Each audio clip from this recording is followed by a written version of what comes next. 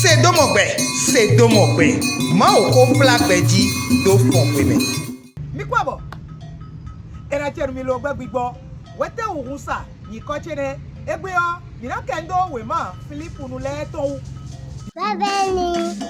Donu mi. Bonne arrivée. Mi kwabo. Bienvenue. Ile mi ko tun gbon. Pe me de o.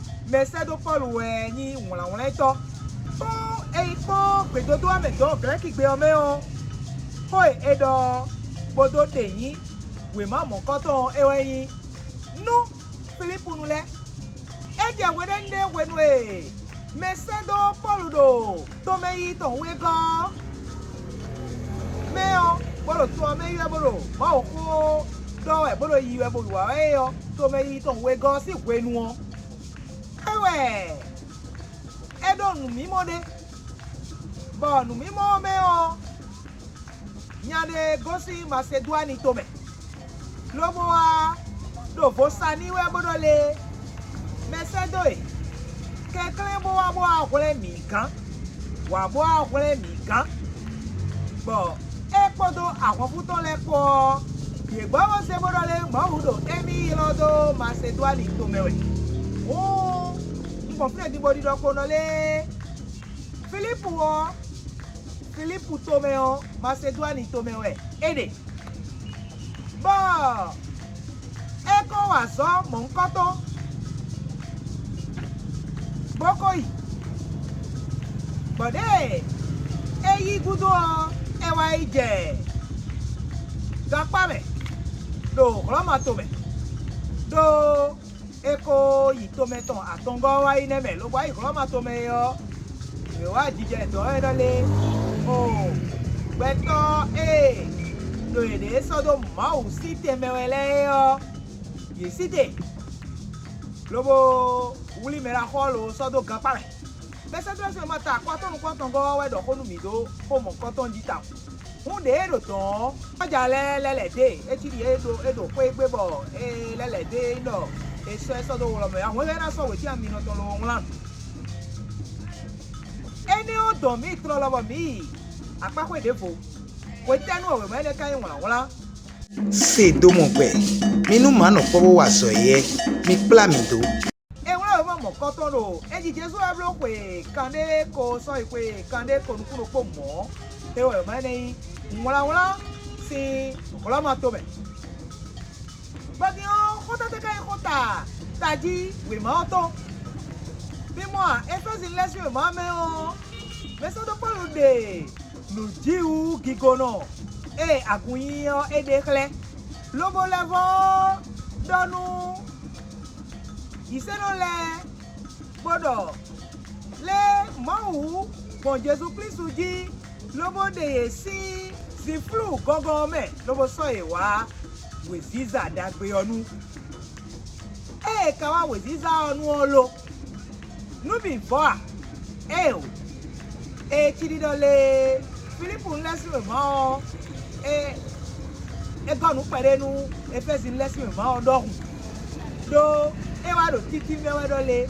e le ma yo blow a o ko do posi gbe ma o ko e de gbe na bolo le mi na zan ito nu we god so e do le e ma yo blow a o awa jije Jesu no na me yo e na do fine fe chobo e kan le gba ton nu mana yi mo a o e we zombo me da ko e so we ti aminoto lobo bon Epafroditi ji lobo se we ma mo kan ton so sedo Philippiens me kai Epafroditi yo ya ene o azo aha me sedo to lopo e bo lenu yi pe fi o le eyewe ye me do Philippiens le o ye de lobo jo akwe lobo ren dudu bo ren wesi u ke lo na beto meton evenu me o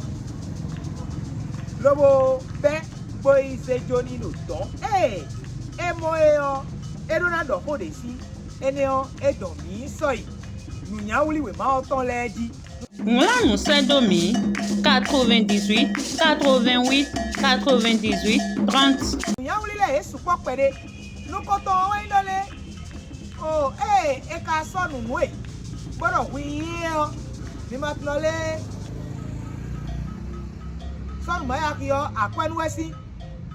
Bochi ogla wa me aktiwe ikuae. Ene. Oh, Macedoine do po ene o. Mero po ero. Ko edodo. Kolenti lesi we ma. Akpawe we go. Ta tantongo ikame nukoto soyi. Aise go mele o yero po le jewesi. Yero de nu ye a. Chowo. Ye kano kan ko jewebo. Nueyi. Nubo ima usa zo. Yondo mi mande me jojo. Meneleo. Ye wa nu mo koto e o. Mesedona to peton ye. We go. Ekana timenu yesi. Bodo. Nino me lele we ndedo. To eme we ndeme. Ena timenu ye jan. Nu atongo. Beto manu gibojo ma do dele. Beto vuvu dele. Ye ma chite ae. Ye me itoro galati to me we onu. Loworo adumi ye borole. Danda me o edo na kwata kwecho na yi. Iseno leo. Mi matunole mero nuigbado leo agbokuno peye wa. Yo le ito don. Lo janu furoji. Mese do le mi ma kende ti menu ye o mi tele o. Ma o de suro gbada nu mi mo gbada ra ika mi ton. Mi ma nu kende menu ye we o. Nu defo. Ni kode ti. Mo je tanu we ma mo nkan ton. Bere yo lodo. We ma Mula sedo me awa jije ton. Me le diero gan hoe. Bo. Do we maro pwene o meo azon ene mo edorole. Mini no jawa. Mini no jawa no plisu me. Malevo donu mi. Mini no jawa. No de mawa. Lobo afi awa jije. Plisu no na meo. Si. Besio. Eko katon. Mimo ache. Unu leo. Yesu kwa pede lo. De jene. Ejo alevo donu ye dole. Eni jona se Timote podo Epafroditi podo ye bo ye na motemodo tun leje we nu ledo yi go edo eni goe Sédomongbè. Minu mano pobo wa so ye. Mi kpla mi do.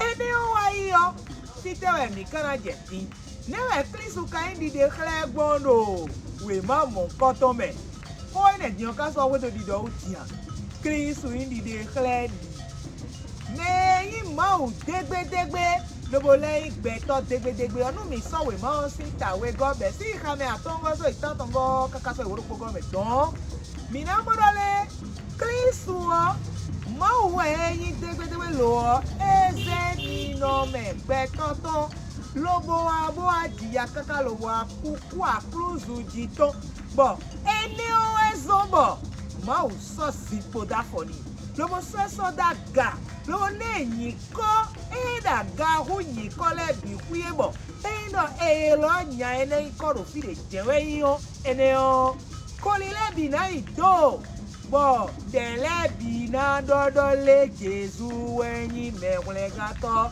asikuro nu ejo le bi ku dodo Jesu egbe amo aratun bodo mo jewe torole agojo igudo ebi to kun ba kokoro si o me nu eyan yin o eje yan yin ku ipo mo ofo mu ene o eyin dopo lo le Kristu ndi de kle gbon e o me we go mi ko do wa yi e we no le Kristu we me no na me wa jije we nu e me bi kwido nyokwewe bodo wu be me glagla o awa jije o Kristu we no na me bo Africa gbejo mi ka tun si mena wo tle kubonu era bia yo eno levo konu ene no kwa bizelido akomene mimo ache ena ote de chigbo ehun to ko ndo po do lu pa we ena wa dagbe no agbaza to e ten kana level do ti na do po ndole we ma ene o we mata ene je we po bo mi na se si we na po eno le mini kwedo nu e we ma ene do e we ndole mini jawa mini makalombo ndole mere ni wa blemi o do mo ko mo e ko won be ko do fle nuwe ma o yin e do won Jesu yin e do merele ato egbe mi mo ale ado le fun do ehun ene o eblo tito tone e termina le bodo fidi me la ko mo ule aja fun e we do fe ko do mo me do e bo mi do lo me la ko we to hun sa si gbe se we este ti wa do hun sa na we gaga wi yo e we no se ele no de kaya vile si me bo mi no do mo dagbe ton lobo no pon podo ye ipo afitayo